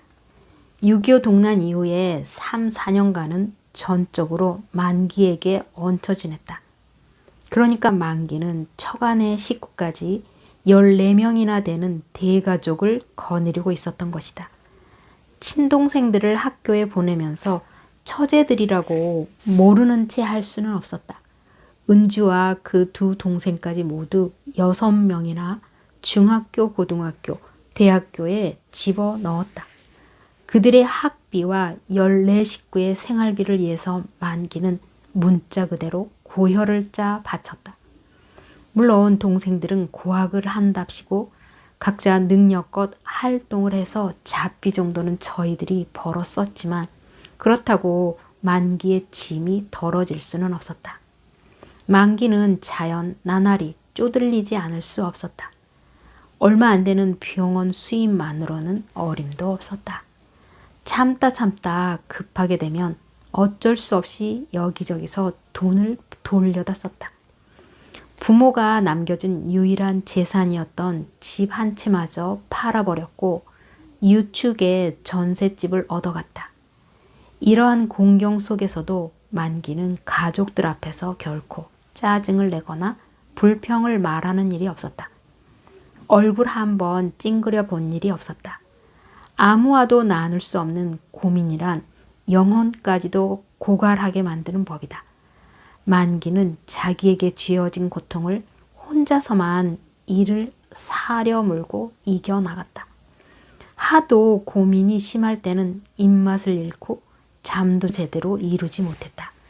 그러한 만기의 심중을 아내만은 알았다. 밤새껏 엎치락뒤치락하며 남편이 잠을 못 드는 밤이면 아내는 말없이 만기를 끌어안고 소리를 죽여가며 흐느껴 울었다.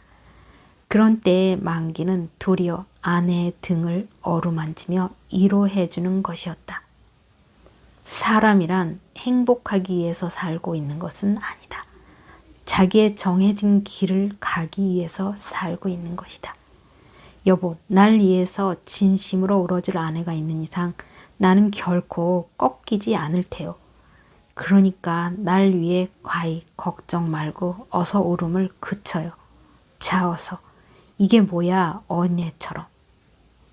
만기가 그러고 달래듯이 눈물을 닦아주려면 아내는 참아오던 울음소리를 탁 터뜨리고 발버둥 튀며 더욱 설게 우는 것이다.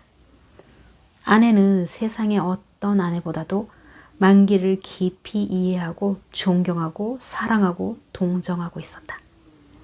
그러나 그 밖에 또 한 여인이 만기 아내 못지않게 만기를 존경하고 사랑하고 동정하며 한 지붕 밑에 살고 있었다. 그는 물론 처제인 은주였다. 은주는 소녀다운 깊은 감동으로 형부를 우러러보고 사모했다. 귀공자다운 풍모, 알맞은 체격, 넓고 깊은 교양, 굳은 의지와 확고한 신념, 강한 의리감과 풍부한 인정미. 어떤 점으로 보나 형부 같은 남성은 세상에 다시 없을 것 같았다. 그러한 형부가 보잘것없는 가족들을 위해서 노예처럼 희생당하고 있다. 형부를 위해서는 이따위 가족들이 다 없어져도 좋지 않을까? 아니, 형부를 둘러싸고 있는 너절한 인간들이 온통 사라져 버려도 좋지 않을까? 불공평한 현실 속에서 가족을 위해 죄인처럼 고민하는 형부를 생각할 때 은주는 속으로 혼자 울며 그렇게 중얼거려 보기도 했다. 은주는 그처럼 형부를 위해 마음이 아팠다. 자연스럽게 형부를 사랑했다. 사랑하지 않고는 견딜 수 없는 심경이었다. 은주는 형부를 위해서라면 사랑을 위해서라면 언제든지 서슴지 않고 웃으며 죽을 수 있을 것 같았다. 은주는 오랫동안 여러 가지로 혼자 궁리한 끝에 대학교 1학년을 마치는 길로 자진해서 학업을 중단하고 취직해버렸다. 그러고는 어머니와 동생들을 데리고 새빵을 얻어나가 자립생활을 시작했다. 조금이라도 사랑하는 형부의 짐을 덜어주고 싶어서였다. 이사에 나가는 날 마지막으로 식사를 같이 하고 나서 은주는 가족들이 있는 앞에서 언니에게 대담하게 이런 말을 했다. 언니, 나 형부를 사랑해도 좋아? 다들 웃었다. 물론 농담인 줄 알았기 때문이다. 그러나 만기와 그의 아내만은 겉으로는 웃었지만 속으로는 웃지 못했다. 은주의 말이 결코 농담에 그치는 것이 아님을 짐작할 수 있었던 탓이다. 작년부터는 가족들 사이에 자주 은주의 결혼 문제가 화제에 올랐다. 장모가 들를 적마다 사위와 딸 앞에서 은주의 나이 걱정을 해서다. 하기는 아버지 없는 은주에 대해서 언니나 형부 노릇뿐 아니라 아버지와 어머니 노릇까지도 대신해야 할 그들의 처지로서는 은주의 결혼 문제에 무관심할 수는 없었다. 만기 부부는 기에 있는 대로 은주의 배필을 물색해 보았다. 그러다가 적당한 상대가 나타나면 사진을 구해두었다가 은주가 들를 때에 보이곤 했다. 그러나 은주는 그때마다 사진 같은 건 거들떠보지도 않고 미안합니다. 누가 시집간 됐어요. 그러고는 장난꾸러기 같이 어깨를 으쓱하며 쿡쿡 웃었다. 얘도 그럼 평생 처녀로 늙을래? 언니가 가볍게 눈을 흘기면 형부만한 신랑감을 골라주신다면야. 또 아까와 같이 어깨를 으쓱하며 웃었다. 나보다 몇 갑절 나은 청년이야. 우선 사진이나 구경해. 만기가 남자 사진을 눈앞에 들이대도 사랑하는 사람을 두고 시집을 가란 말씀이에요. 정색하고 은주는 사진을 받아 던지었다. 그렇지만 딱하잖니. 형부를 이제 와서 둘이 섬길 수도 없고. 그럼 차라리 내가 형부를 양보할까? 만기 처가 농담 아닌 농담을 건네고 미묘하게 웃었다. 언니, 그건 안 될 말씀. 난 언니도 사랑하는걸요. 그러고는 살며시 다가앉으며 서양 사람이 그러듯 언니 볼에 가볍게 입을 맞추었다. 여보, 세상에 나 같은 행운아가 어딨겠어. 선녀처럼 예쁘고 어진 당신과 비너스같이 황홀한 우리 은주 아가씨의 사랑을 독차지하게 됐으니 말이오. 은주의 태도를 어디까지나 장난으로 구슬러 버리려는 만기의 의도를 은주는 묵살해 버리듯 언니, 나 꼭 한 번만 형부하고 키스해도 괜찮우?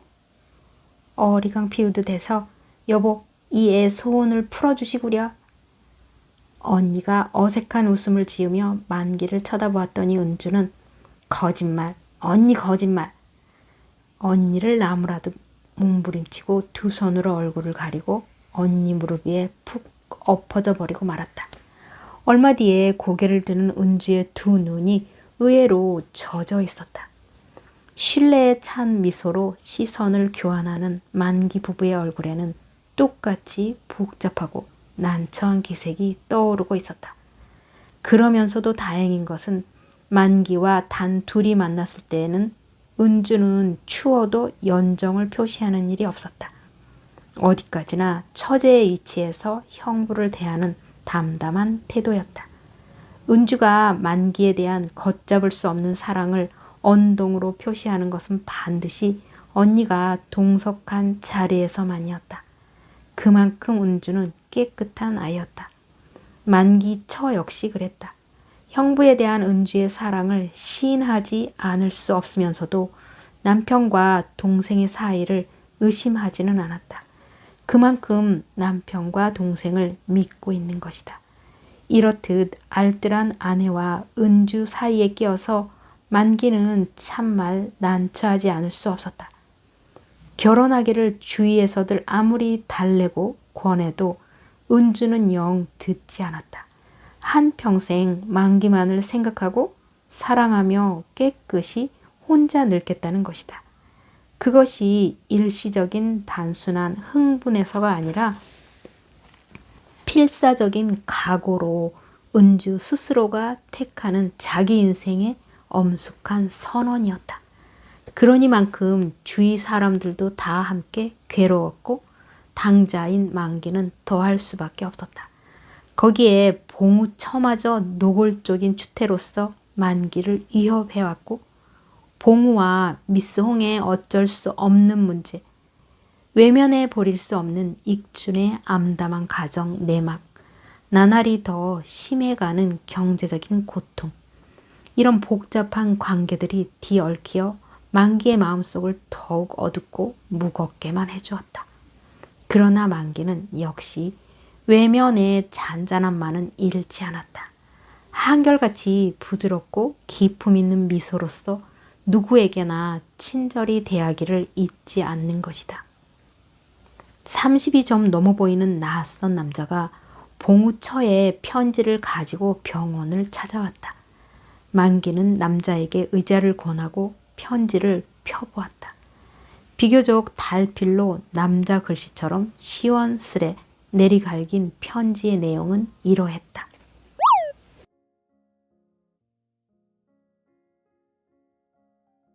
일전에는 실례했나 봐요. 저를 천한 계집이라 아마 비웃었을 것입니다. 그건 아무래도 좋아요. 지극히 인격이 고상하신 도학자님의 옹졸한 취미를 저는 구태여 방해하고 싶지는 않으니까요. 한편 저 같은 계집에게도 선생님같이 점잖은 분을 비웃을 권리나 자격이 어쩌면 아주 없지도 않을 거예요. 삶을 대담하게 엔조이할 줄 아는 현대인 가운데 먼지 낀 샘플처럼 거의 폐물에 가까운 도금한 인간이 자기 만족에 도취하고 있는 우스꽝스런 꼴을 아시겠습니까? 선생님 자신이 바로 그러한 인간의 표본이야요. 선생님에게 또 비웃음을 받을 이따위 수작은 작작하고 그러면 용건을 말씀드리겠습니다. 다름 아니라 그날도 말씀드린 바와 같이 병원 시설을 작자가 나섰을 때 팔아치울 생각입니다. 이 편지를 갖고 간 분에게 기구 일습을 잘 구경시켜 드리기 바랍니다. 매매 계약은 대개 오늘 안으로 성립될 것이오며 계약 성립 즉시로 통지해 드리겠사오니 그때는 일주일 이내에 병원과 시설 일체를 내어주시기 바랍니다. 저는 선생님이 원하신다면 새로이 현대적 시설을 갖추어 드리고 싶었고 현재도 그러한 제 심정에는 변함이 없습니다. 그러나 솔직한 제 호의를 침뱉어버리는 선생님의 인격 앞에 저는 할 일 없이 물러서는 수밖에 없나 봅니다. 그러한 본문 끝에 추백이라고 하고 만일 제게 용건이 계시면 다음 번호로 언제든지 전화를 걸어주시기 바랍니다. 에 이어서 전화번호가 장글씨로 적혀 있었다. 편지를 읽고 난 만기는 언제나 다름없이 침착한 태도로 알맹이를 도로 접어서 봉투 안에 집어넣었다. 그의 손끝이 가늘게 떨렸다. 인숙이만이 재빨리 그것을 눈치챌 수 있었다. 만기는 편지를 서랍 속에 간직하고 나서 그 편지를 갖고 온 남자에게 친절한 태도로 시설을 보여주었다. 남자는 의료기구상을 하고 있다면서도 기계에 대한 내용을 잘 모르는 것 같았다. 그 남자가 돌아간 뒤 만기는 자기 자리에 앉아서 담배를 피워 물었다. 몹시 피로해 보였다. 얼굴색도 알아보게 창백해져 있었다. 인숙이가 조심스레 다가와서 이제 그분 뭐하러 왔어요? 걱정스레 물었다. 시설을 보러 왔소. 그건 왜요? 어찌 보면 이 병원의 시설이 그 사람에게 팔릴지도 모르겠소. 그 말에 놀란 것은 간호원뿐이 아니었다. 대합실 소파의 구석 자리에 앉아서 반은 자고 반은 깨어있던 봉우가 벼랑간 눈을 휘둥그렇게 뜨고 만기를 건너다 보았다. 정말인가? 그런가 보이. 그럼 이 병원은 아주 문을 닫아버린단 말인가? 봉우는 어처구니 없다는 듯이 입을 벌린 채 잠시 만기를 멍하니 바라보고 있었다. 그럼 대체 자네나 미스홍은 어떻게 되는 건가? 글쎄 아직 막연하지. 봉우는 거의 절망적인 눈으로 만기와 인숙을 번갈아 보았다. 천 선생님, 이 병원을 팔지 말고 이대로 두라고 사모님께 잘 좀 부탁을 하세요. 네? 인숙은 심각한 표정으로 애원하듯 했다. 내가 부탁한다고 들어줄까요? 선생님 사모님이신데 아무렴 선생님이 간곡히 부탁하면 안 들으시려고요. 그럼 뭐라고 하면 될까요? 어머, 그걸 제가 어떻게 알아요? 선생님이 잘 생각해서 말씀하셔야죠. 봉우는 더 대답을 못하고 고개를 숙여버리고 말았다. 그에게는 아내를 움직이는 일은 하늘을 움직이는 일만큼이나 불가능한 일이었던 것이다. 그러나 아내를 움직이지 못한다면 그는 유일한 휴식처요 보금자리인 이 대합실 소파를 뺏겨버리고 말 것이다. 그뿐이 아니다. 마음의 빛이요 보람인 미스 홍을 놓쳐버리고 말 것이 아닌가. 봉우는 그만 처참할 정도로 푹 기가 죽어버리고 말았다. 몇 시간 뒤의 일이었다. 마침 환자가 있어서 치료해 보내고 만기가 자기 자리로 돌아와 환자 카드를 정리하려는데 허술한 소년이 대합실 문 앞에서 기웃거리며 살피고 있었다. 전번에 왔던 익준의 아들이었다. 너 웬일이냐? 만기는 직감적으로 어떤 불길한 예감에 쏠리며 물었다. 소년은 먼저 번처럼 가만히 문을 밀고 대합실 안으로 들어섰다. 소년의 얼굴에는 눈물 자국이 있었다. 소년은 병원 안을 한 바퀴 둘러보고 나서 만기를 보았다. 우리 아버지 안 오셨어요?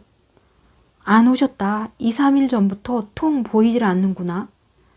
소년은 한쪽 발에만 고무신을 신고 왜 그런지 한 짝은 벗어서 손에 들고 있었다. 아버지가 집에도 안 돌아오셔요. 그래? 언제부터? 만기는 이상해서 다그쳐 물었다. 어저께도 그 전날도 안 돌아오셨어요. 웬일일까?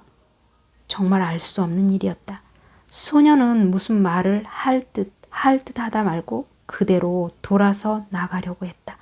만기는 얼른 소년을 도로 붙들어 세운 다음 어머님 좀 어떠시냐? 묻고서 그 대답이 무서웠다. 죽었어요. 소년은 수치스러운 일처럼 고개를 숙이고 가만한 소리로 대답했다. 예측했던 일이지만 만기는 가슴이 섬뜩했다. 언제 돌아가셨냐니까 좀 아까예요. 소년은 그러고 외면을 했다. 더 자세히 얘기를 듣고 보니 소년의 모친은 약 2시간 전에 눈을 감은 모양이었다. 집에는 두 동생과 주인집 할머니만이 시체를 지키고 있다는 것이다. 외할머니도 아침에 생선 장사를 나간 채 아직 돌아오지 않았다고 한다. 만기는 소년의 한쪽 손을 꼭 쥐어주며 대체 아버지는 어딜 가셨을까? 다정하게 물었다. 모르겠어요. 소년은 슬그머니 손을 빼고 돌아서 나가려고 했다. 가만히 있거라. 나랑 같이 가자. 만기는 흰 가운을 벗고 양복 저고리로 바꿔 입었다. 그리고 오늘 들어온 돈을 죄다 긁어서 주머니에 넣었다. 여보게 봉우, 자네도 같이 가지. 뭐? 나도? 봉우는 자다 깬 사람처럼 얼떨결에 놀라 묻고 좀 머뭇거리다가 엉거주춤 따라 일어섰다. 간호원에게 뒷일을 부탁하고 만기는 앞장서 막 병원을 나서려는 참인데 20살쯤 되었을 어떤 청년이 들어섰다. 청년은 원장 선생님을 찾더니 만기에게 한 장의 쪽지를 전하였다. 봉우 처에게서 온 통지였다. 병원 시설은 매매 계약이 성립되었습니다. 앞으로 일주일 이내에 병원을 비워주시기 바랍니다. 그리고 이번에도 언제든 용건이 있으면 서슴지 말고 연락을 해달라고 하고 전화번호가 적혀 있었다. 만기는 말없이 쪽지를 편대로 간호원에게 넘겨주고 밖으로 나왔다. 익준의 아들은 밖에 나와서도 한쪽 고무신을 손에 든 채 그쪽은 맨발로 걷고 있었다. 남 보기에도 덜 좋으니 그러지 말고 한쪽 고무신마저 신으라고 권해도 발에 땀이 나서 그래요. 소녀는 점직한 듯이 그러고 한쪽 손에 든 고무신을 뒤로 슬며시 감추었다. 그러나 만기는 그제야 눈치를 채고 소년이 들고 있는 고무신을 걸으면서 유심히 보았다. 그것은 닳아서 뒤꿈치가 터지고 콧뚜리가 쭉 찢어져서 도무지 발에 걸리지 않게 되어 있었다. 만기는 가슴이 찌르르했다. 전차를 타기 전에 그는 소년에게 고무신부터 한 켤레 사주고 싶었다. 그러나 그 근처에는 고무신 가게가 눈에 띄지 않았고 때마침 전차가 눈앞에 와 멎어서 그대로 이내 차에 오르고 말았다. 소년의 가족이 들어있는 집은 지붕을 기름 종이로 덮은 토담집이었다. 소년의 어린 두 동생이 거지아이 꼴을 하고 문턱에 기운 없이 걸터 앉아 있었다. 역한 냄새가 울컥 코를 찌르는 침침한 방 안에는 옆방에 산다는 주인 노파가 역시 이웃 아낙네와 마주 앉아 시체를 지키고 있었다.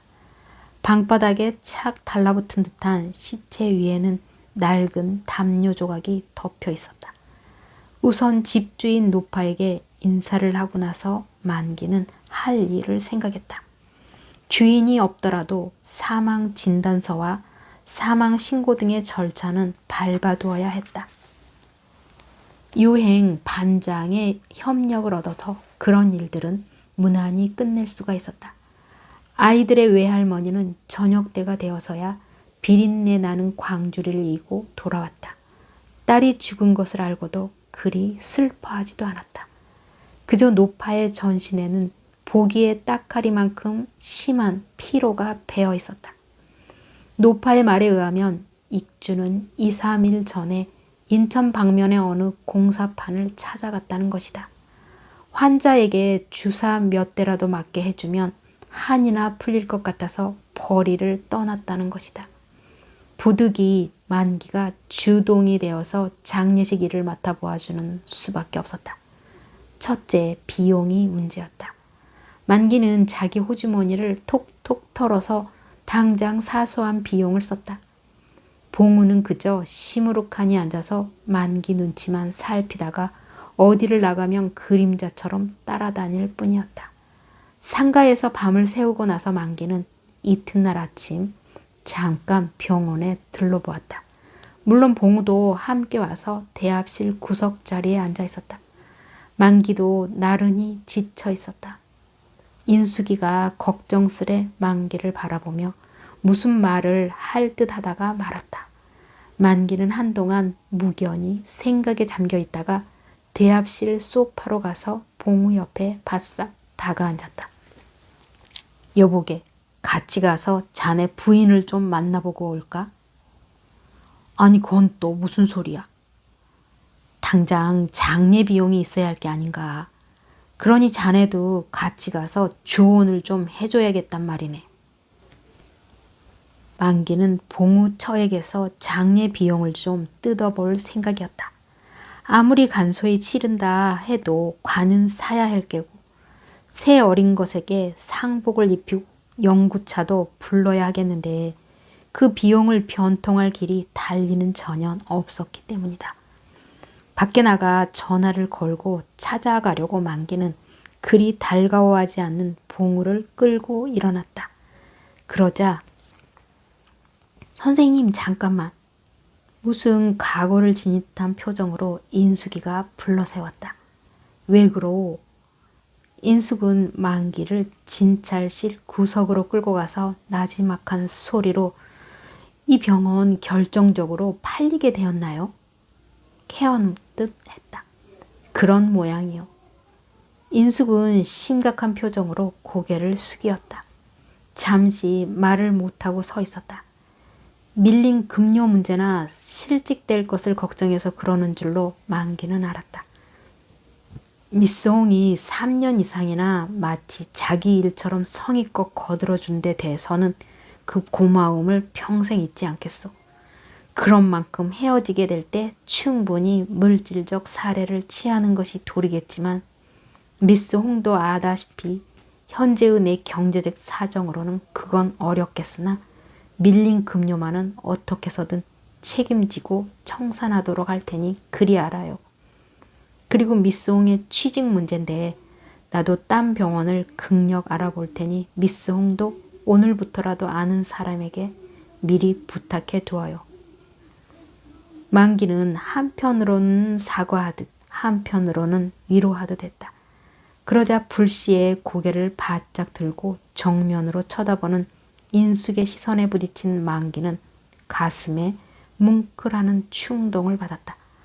원망스러이 쳐다보는 인숙의 눈에는 눈물이 핑그르 돌고 있었기 때문이다. 절 그렇게만 보셨어요?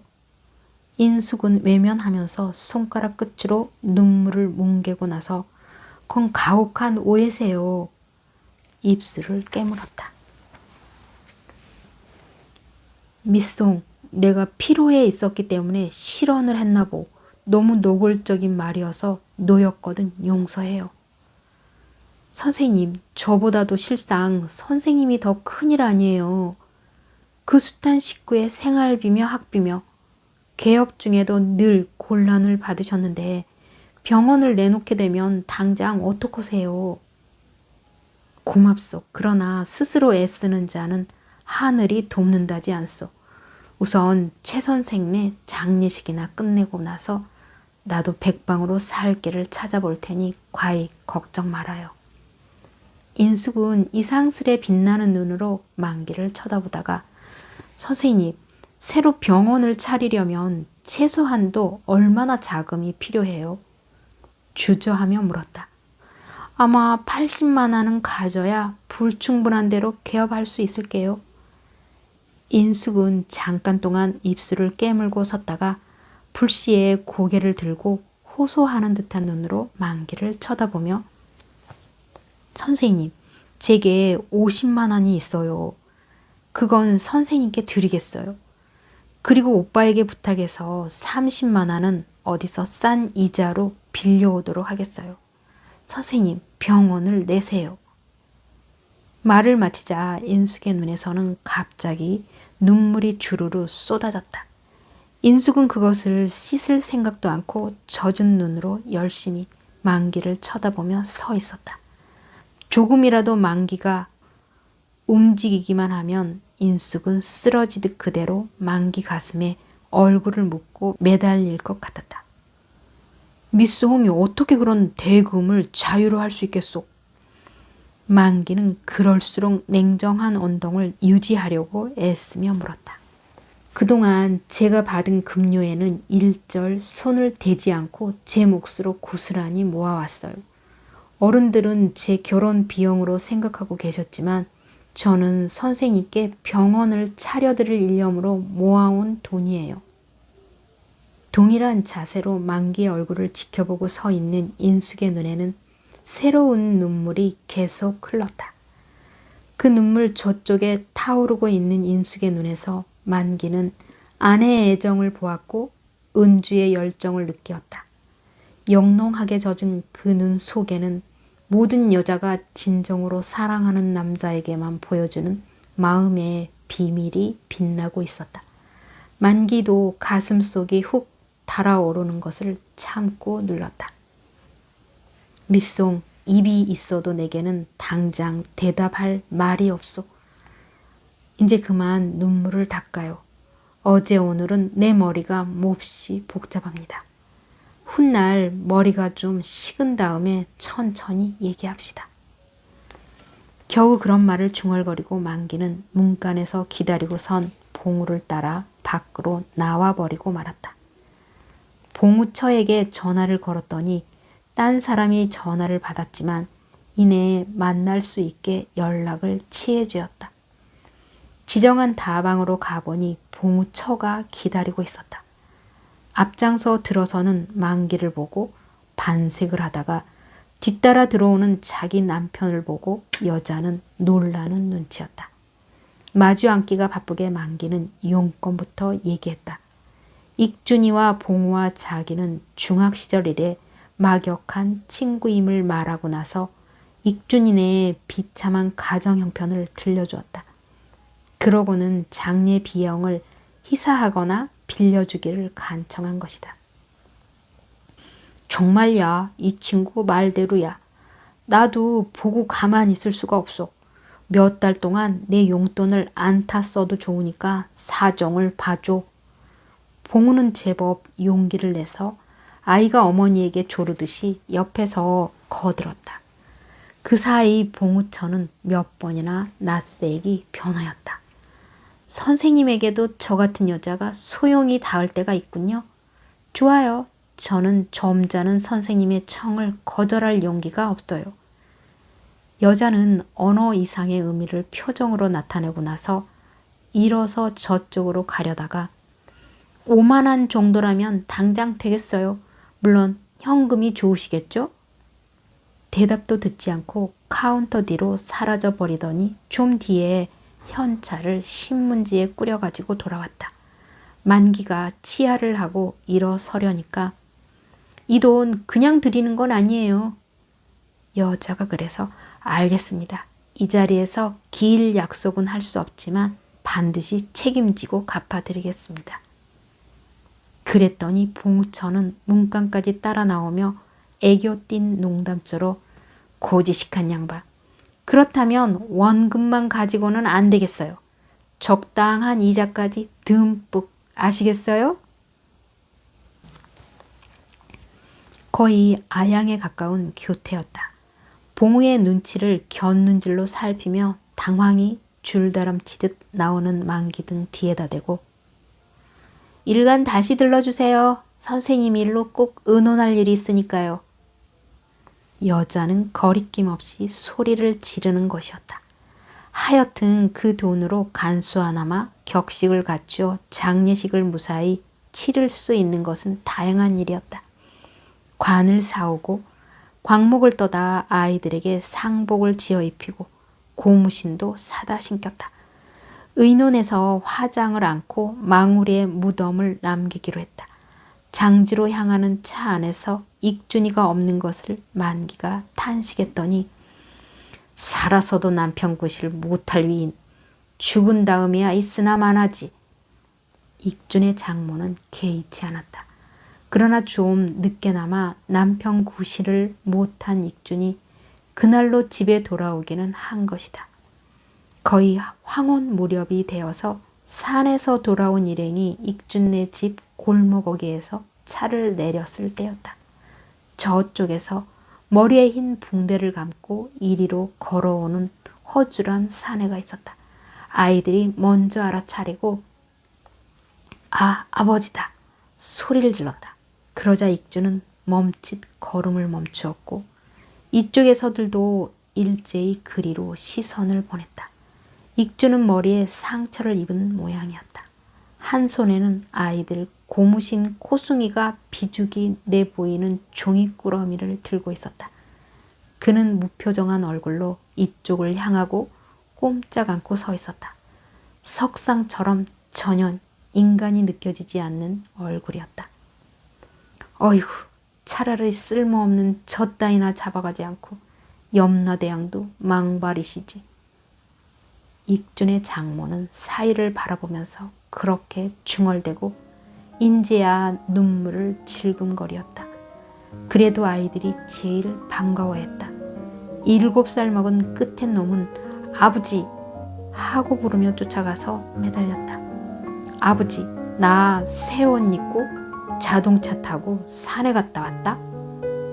어린 것이 자랑스레 상복 자락을 쳐들어 보여도 익주는 장승처럼 선 채 움직일 줄을 몰랐다.